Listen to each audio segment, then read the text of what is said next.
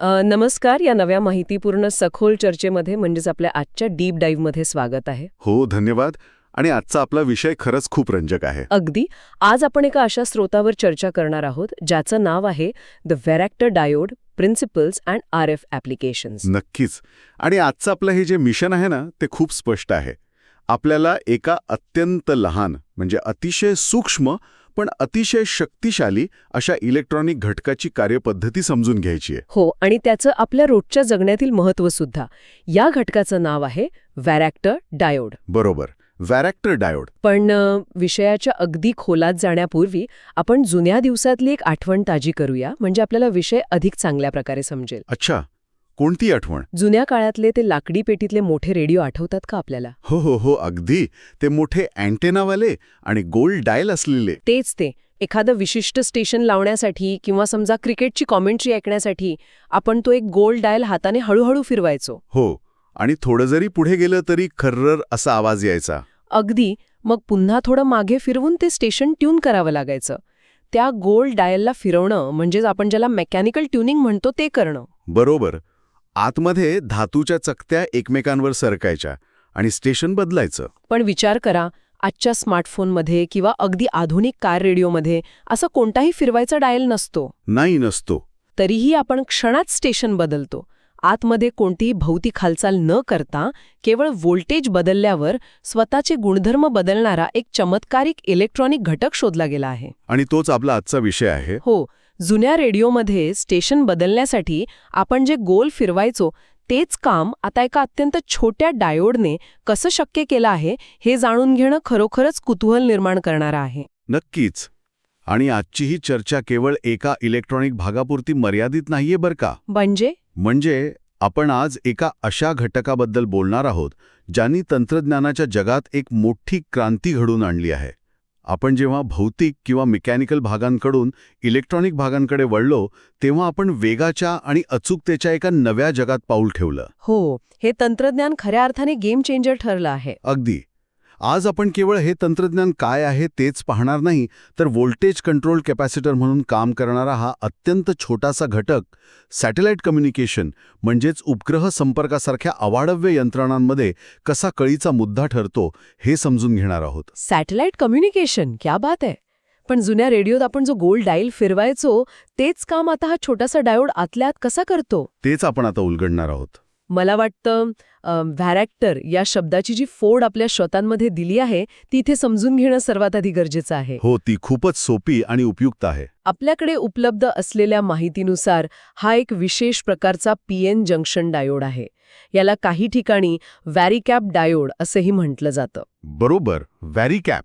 पण सर्वात रंजक गोष्ट म्हणजे याचं नाव कसं पडलं. स्रोतामध्ये एक अतिशय सोपी ट्रिक दिली आहे. ती ट्रिक म्हणजे व्हॅरॅक्टर बरोबर व्हेरिएबल रिॲक्टर. अगदी तेच. व्हेरिएबल रिॲक्टर किंवा कॅपॅसिटर. म्हणजेच व्हेरिएबल म्हणजे बदलणारा आणि रिॲक्टर किंवा कॅपॅसिटर या दोन शब्दांना एकत्र करून व्हॅरॅक्टर हा शब्द तयार झाला आहे. हो, शब्दाची फोड केल्यावर त्याचं मुख्य काम लगेच लक्षात येतं. कसं? हे बघा, कॅपॅसिटरचं मुख्य काम असतं विद्युत ऊर्जा साठवणं. पण एक साधा कॅपॅसिटर ठराविकच ऊर्जा साठवतो. त्याची क्षमता फिक्स असते. अच्छा, म्हणजे ती बदलता येत नाही. नाही. पण व्हॅरॅक्टर डायोड मात्र आपली क्षमता गरजेनुसार बदलू शकतो. म्हणूनच RF सर्किट्स, ट्युनिंग सर्किट्स आणि ऑसिलेटर्समध्ये याचा वापर अत्यंत गरजेचा असतो. कारण तिथे सतत बदल अपेक्षित असतो. हे समजायला तर सोपं आहे. हा खूप चांगला प्रश्न आहे. याचं मुख्य कारण म्हणजे वेग आणि आकार. वेग आणि आकार? हो. जेव्हा आपण धातूच्या प्लेट्स मेकॅनिकल पद्धतीने सरकवतो तेव्हा त्याला वेळ लागतो. शिवाय त्या प्लेट्स घर्षणामुळे खराब होऊ शकतात. हो, ते जुन्या रेडिओत आवाज यायचा तसं. अगदी. पण आजच्या डिजिटल जगात, उदाहरणार्थ मोबाईल नेटवर्कमध्ये, एका सेकंदात हजारो वेळा फ्रिक्वेन्सी बदलावी लागते.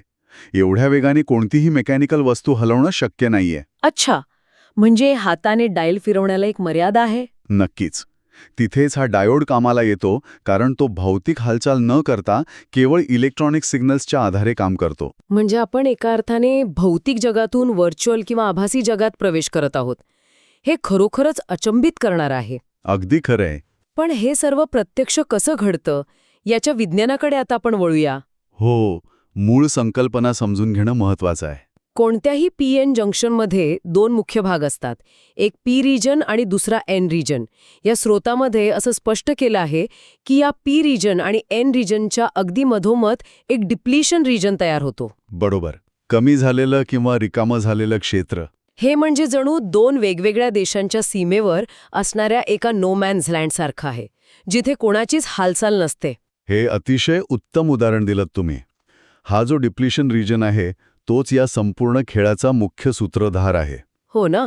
आता या डायोडला काम करण्यासाठी रिव्हर्स बायस द्यावा लागतो असं स्रोतात म्हटलंय. हो. हा रिव्हर्स बायस शब्द वाचताना मला थोडा तांत्रिक वाटला.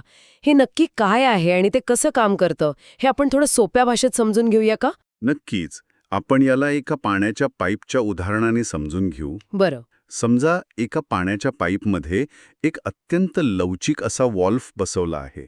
जर आपण चुकीच्या दिशेने म्हणजे विरुद्ध दिशेने पाणी ढकलण्याचा प्रयत्न केला तर तो वॉल्व्ह उघडणार नाही. हो, कारण तो विरुद्ध दिशेने बंद होतो. अगदी. उलट पाण्याच्या दाबामुळे तो वॉल्व्ह मागच्या बाजूला फुगेल किंवा ताणला जाईल. पाणी तर पुढे जाणार नाही, पण त्या वॉल्व्हची जाडी किंवा त्याचा आकार त्या दाबामुळे बदलेल. अच्छा. रिव्हर्स बायस म्हणजे अगदी हेच.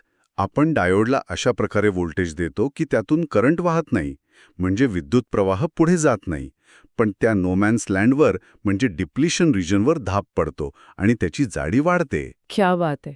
हे उदाहरण अगदी चपखल आहे. म्हणजे आपण व्होल्टेजचा दाब वाढवतोय, करंट पुढे जात नाहीये, पण मधली ती भिंत किंवा डिप्लिशन रिजन अधिक रुंद होत आहे. बरोबर. आता आपण यामागचं गणित थोडं समजून घेऊया. स्रोतामध्ये एक अतिशय महत्वाचं सूत्र दिलंय. हो, ते कॅपॅसिटन्स मोजण्याचं सूत्र. हो.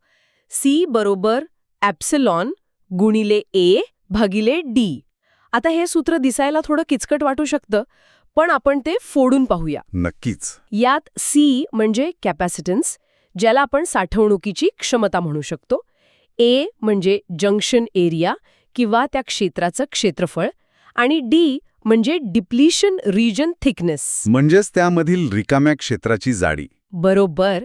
आणि यात एक ग्रीक अक्षर आहे ॲप्सिलॉन, ज्याला परमिटिव्हिटी म्हणतात. हो. परमिटिव्हिटी म्हणजे एखादा पदार्थ स्वतःमधून इलेक्ट्रिक फील्ड किती सहजपणे जाऊ देतो याची मोजमाप करण्याची ती एक पद्धत आहे. पण या सूत्रात सर्वात रंजक गोष्ट काय माहितीये का? काय? जेव्हा एखादा इंजिनियर हा डायोड बनवतो तेव्हा ए म्हणजेच क्षेत्रफळ आणि ॲप्सिलॉन म्हणजेच परमिटिव्हिटी हे फिक्स होऊन जातात. ते आपण नंतर बदलू शकत नाही. अगदी बरोबर. ते मॅन्युफॅक्चरिंगच्या वेळीच ठरून जातं. हो. मग आपल्या हातात कंट्रोल करण्यासाठी फक्त एकच गोष्ट उरते, ती म्हणजे डी. म्हणजेच त्यामधील रिकाम्या क्षेत्राची जाडी.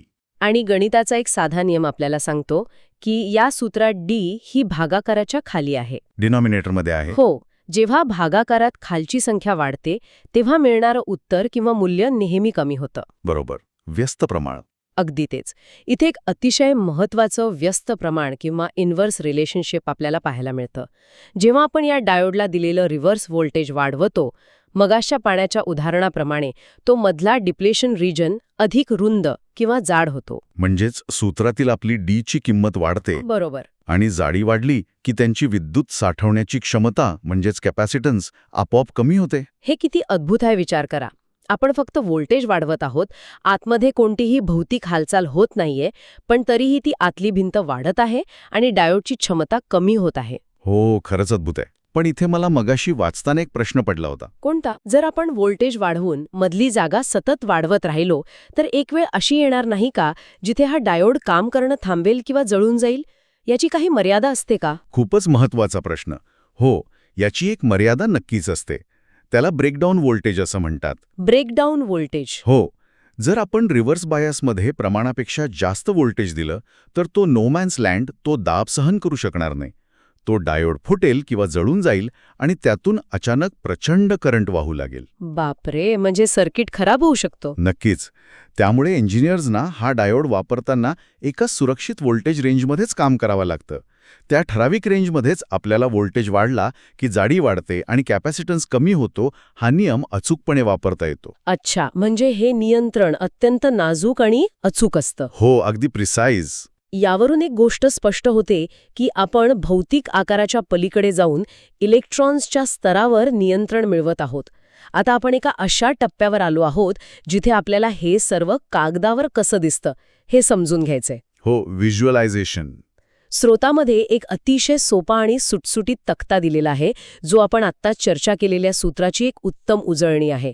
या तक्त्यामध्ये 3 स्तंभ आहेत: रिव्हर्स व्होल्टेज, डिप्लिशन विड्थ आणि कॅपॅसिटन्स. तो तक्ता खरोखरच या संकल्पनेचा गाभा आहे. हो, जेव्हा रिव्हर्स व्होल्टेज कमी असतं तेव्हा डिप्लिशन विड्थ म्हणजे जाणी देखील कमी असते आणि परिणामी कॅपॅसिटन्स जास्त असतो. आणि याच्या उलट जेव्हा रिव्हर्स व्होल्टेज जास्त असतं तेव्हा ती जाडी जास्त होते आणि कॅपॅसिटन्स कमी होतो. खूपच सोपं आहे हे लक्षात ठेवायला. हां, आणि जेव्हा आपण हे कागदावर किंवा सर्किट डायग्राममध्ये पाहतो तेव्हा त्याचं एक विशिष्ट चिन्ह असतं. हो, सर्किट सिम्बॉल. एका सामान्य कॅपॅसिटरच्या चिन्हामध्ये 2 उभ्या समांतर रेषा असतात.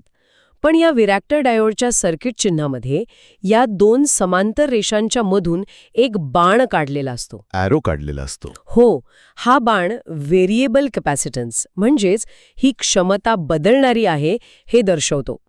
एखाद्या संगीतकाराला जसं नोटेशन पाहून समजतं की इथे कोणता सूर लावायचा आहे, तसंच हे चिन्ह पाहिल्या एखाद्या इंजिनियरला समजतं की इथे साध्या कॅपॅसिटरची नाही तर विरॅक्टर डायोडची गरज आहे, ज्याला आपण आपल्या सोयीनुसार ट्यून करू शकतो. बरोबर. आणि जर आपण याचा कॅपॅसिटन्स वर्सेस व्होल्टेजचा आलेख पाहिला तर तो देखील या व्यस्त प्रमाणाचा साक्ष देतो. हो, तो ग्राफ खूप महत्वाचा असतो. आलेखावर एका बाजूला व्होल्टेज असतं आणि दुसऱ्या बाजूला कॅपॅसिटन्स असतं. एक्स ॲक्सिस आणि वाय ॲक्सिसवर. अगदी. जसं जसं आपण उजवीकडे जातो म्हणजेच व्होल्टेज वाढवतो तसतशी कॅपॅसिटन्सची रेषा वरून खाली घसरत जाते. हो, एक डाऊनवर्ड कर्व्ह दिसतो. बरोबर. ही खाली जाणारी रेषा इंजिनियरसाठी खूप महत्वाची असते, कारण त्यावरून त्यांना ठरवता येतं की किती व्होल्टेज दिल्यावर किती कॅपॅसिटन्स मिळेल. आलेख तर डोळ्यांसमोर अगदी उभा राहिला. पण आता खऱ्या अर्थाने सो वॉट हा क्षण येतो. म्हणजे तर काय? हो, विज्ञानाचं तत्त्व तर आपण समजून घेतलं, पण याचा प्रत्यक्ष उपयोग कुठे होतो? आपण जे मगाशी सॅटेलाइट आणि मोबाईल नेटवर्कचं उदाहरण दिलं त्याबद्दल स्रोतात काय सांगितले आहे? याचे उपयोग अनेक आहेत आणि ते आजच्या प्रगत तंत्रज्ञानाचा कणा आहेत. स्रोतामध्ये या डायोडचे 5 प्रमुख उपयोग सांगितले आहेत. कोणते आहेत ते 5 उपयोग? पहिला उपयोग आहे RF ट्युनिंग म्हणजेच रेडिओ रिसिव्हर ट्युनिंग. दुसरा आहे व्होल्टेज कंट्रोल्ड ऑसिलेटर किंवा VCO. VCO. हो. तिसरा उपयोग आहे फेज लॉक्ड लूप किंवा PLL मध्ये. चौथा उपयोग म्हणजे फ्रिक्वेन्सी मॉड्युलेशन किंवा ज्याला आपण रोजच्या जीवनात FM रेडिओ म्हणून ओळखतो. अरे वा, आपला नेहमीचा FM. हो.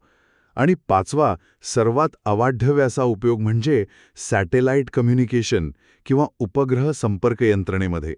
यातील VCO म्हणजेच व्होल्टेज कंट्रोल्ड ऑसिलेटर ही संकल्पना खूपच रंजक वाटते.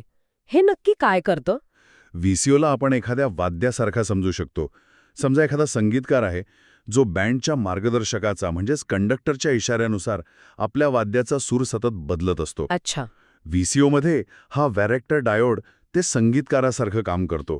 तो इलेक्ट्रॉनिक सर्किट्समध्ये विशिष्ट फ्रिक्वेन्सीच्या लहरी तयार करतो आणि त्याला मिळणारा व्होल्टेज हा त्या मार्गदर्शकाचा इशारा असतो. म्हणजे व्होल्टेज बदललं की तो आपला सूर बदलतो. अगदी बरोबर.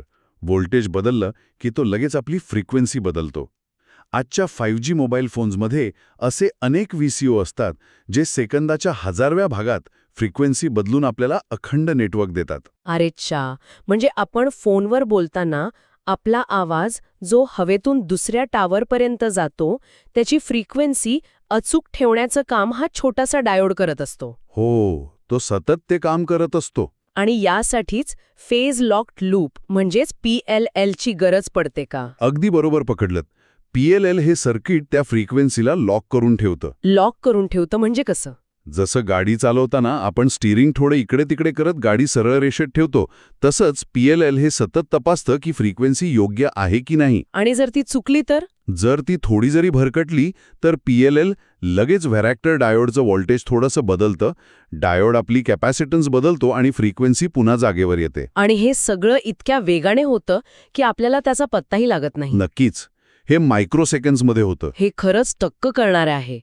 पण मला सर्वात जास्त उत्सुकता आहे ती सॅटेलाइट कम्युनिकेशनची. अवकाशात फिरणाऱ्या उपग्रहांमध्ये या डायोडचा वापर कसा होतो? तिथे तर परिस्थिती खूपच वेगळी असते. हो, तिथे परिस्थिती अत्यंत आव्हानात्मक असते. उपग्रह जेव्हा अवकाशात असतात तेव्हा तिथलं तापमान सतत बदलत असतं. हो, कधी अतिशय थंड तर कधी खूप उष्ण. अगदी. कधी कडाक्याची थंडी तर सूर्यासमोर आल्यावर प्रचंड उष्णता. या तापमानातील बदलांमुळे उपग्रहाच्या आतील इलेक्ट्रॉनिक सर्किट्सच्या फ्रिक्वेन्सीमध्ये बदल होऊ शकतो. याला ड्रिफ्ट असं म्हणतात. ड्रिफ्ट म्हणजे फ्रिक्वेंसी मूळ जागेवरून सरकते. बरोबर. जर फ्रिक्वेन्सी बदलली तर पृथ्वीवरून जाणारे सिग्नल्स उपग्रहाला मिळणार नाहीत किंवा तिथून येणारे सिग्नल्स आपल्याला मिळणार नाहीत. मग संपर्क तुटेल. हो. तिथेच व्हॅरेटर डायोड आपली जादू दाखवतो.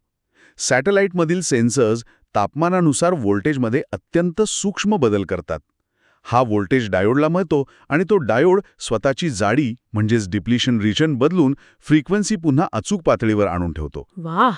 तिथे कोणतीही मेकॅनिकल मोटर किंवा चक्ती काम करू शकत नाही, कारण ते खराब होण्याची शक्यता जास्त असते. पण हा डायोड सॉलिड स्टेट असल्यामुळे अत्यंत विश्वासार्ह असतो. म्हणूनच मगाशी आपण म्हटलं की हा डायोड म्हणजे एका अर्थाने भौतिक जगातून व्हर्च्युअल जगात मारलेली उडी आहे. अगदी बरोबर. जुन्या पद्धतीशी तुलना केली तर याचे फायदे किती प्रचंड आहेत हे स्रोतातून स्पष्ट होतं. सर्वात पहिला फायदा म्हणजे याला मेकॅनिकल ट्युनिंग लागत नाही. हो, घर्षण नाही. म्हणजेच घर्षण होऊन खराब होणारे कोणतेही सुटे भाग यात नाहीत. दुसरा फायदा म्हणजे याचा आकार अतिशय लहान असतो. Small size. पूर्वीच्या मोठ्या रेडिओची जागा आता एका छोट्या मायक्रोचिपमध्ये सामावली आहे. तिसरा फायदा म्हणजे यावर पूर्ण विश्वास ठेवता येतो. हाय रिलायबिलिटी. कारण भागच हलत नाहीत. अगदी. भागच हलत नसल्याने ते तुटण्याची किंवा बिघडण्याची शक्यता नगण्य असते. आणि चौथा सर्वात महत्त्वाचा फायदा म्हणजे ट्युनिंग अत्यंत वेगाने होतं. Fast tuning. आणि हे तंत्रज्ञान किती महत्वाचं आहे याचा अंदाज आपल्याला व्यावसायिक जगातील उदाहरणांवरून येतो. हो, स्रोतामध्ये काही कंपन्यांची नावंही दिली आहेत. बरोबर. स्रोतामध्ये 2 अतिशय प्रसिद्ध व्यावसायिक कंपन्यांची उदाहरणे दिली आहेत. स्कायवर्क सोल्युशन्स आणि इन्फिनियॉन टेक्नॉलॉजीज. या सेमीकंडक्टर कंपन्या आहेत ना? हो, या प्रसिद्ध सेमीकंडक्टर कंपन्या RF सर्किटसाठी हे व्हॅरेक्टर डायोड्स मोठ्या प्रमाणावर तयार करतात. आपण जो मोबाईल वापरतो, घरातला वायफाय राउटर वापरतो, या सगळ्यांमध्ये या कंपन्यांनी बनवलेले हे डायोड्स बसवलेले असतात. बापरे. म्हणजे अब्जावधी डॉलर्सचा उद्योग या एका छोट्याशा नो मॅन्स लँडवर अवलंबून आहे, हे ऐकूनच आश्चर्य वाटतं. होय. संपूर्ण संपर्काचं जग यावर अवलंबून आहे. खरंच.